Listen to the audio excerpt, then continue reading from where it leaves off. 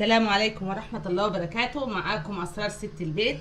النهاردة إن شاء الله هنعمل غدا خفيف خالص بالأجنحة اللي إحنا أول ما بنجيب فرخة بنقطع الجناح وبنشيله في الفريزر معانا نعمله بيه أكلة تاني. إحنا طبعا ستات بيوت وبنعرف ندبر. أنا كنت كل ما أجيب فرخة أخد الجناحين بتوحة وأشيلهم في كيس في الفريزر. النهارده رحت كونت الكميه دي وقلت اعمل لهم بيها غدوه واحمل لهم معاها بطاطس واعمل التتبيله بتاعتها وهحطها في الفرن. هيبقى غدا حلو خالص. لو عايزه تعملي معاها رز اعملي، عايزه تعملي مكرونه اعملي. هعمل معاها بطاطس محمره. نشوف التتبيله مع بعض. معايا هنا اهو طماطمايه كبيره مبشوره وبصلايه كبيره مبشوره، ومعايا الفلفل والتوابل بتاعتنا، الملح، بصل بودرة، توم بودر، بابريكا، فلفل اسود. عايزه تحطي معاها دس توم مطحون حطي. معايا توابل الفراخ، انا طبعا غسلاهم غسله كويسه مع الفرخه بتاعتهم لما باجي اقطعهم، وبغسلهم بالخل والليمون والملح والسكر. هحط عصره ليمونه، هحط معلقه كبيره خل، هحط شويه زيت وادعك كله ببعض كده،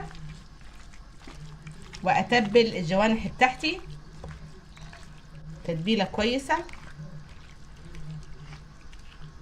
يعني اكله خفيفه واقتصاديه في البيت.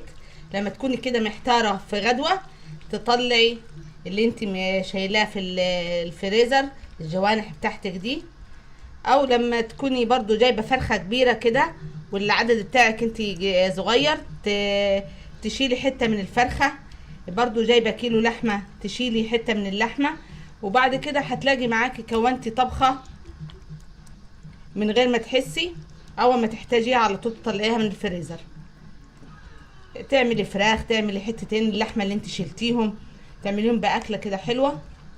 تاخدي حته من الصدر وتشيليها، لان دايما صدر الفرخه بيبقى كبير كده بالشكل ده. واحط على الوش شويه فلفل اخضر على وشها كده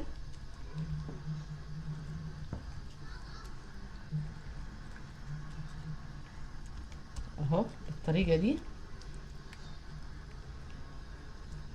عايزه تقطعي طماطمايه معاها برضو كده على الوش تقطعي، وهحطها في الفرن ونشوفها بعد ما تستوي ونقدمها مع بعض. وادي اهي الاجنحه طلعتها من الفرن، شايفين الشكل حلو خالص اهو ومحمره من فوق. والصوص بتاعها ده هو ممكن تاكليه مع رز ابيض بيبقى حلو خالص، او تاكليه بالعيش البلدي بيبقى طعمه حلو. وادي حمرت شويه بطاطس اهي، وعندي شويه مكرونه اهم برضو، وعملت معاهم طماطم مخلله اهي.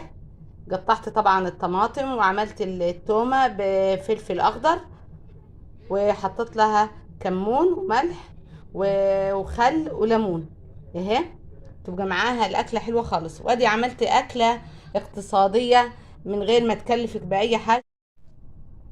وان شاء الله تكون عجبتكم التتبيله بتاعتي وتجربوها.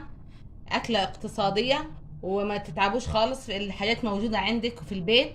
وان شاء الله يعجبكم فيديو. والسلام عليكم ورحمه الله وبركاته.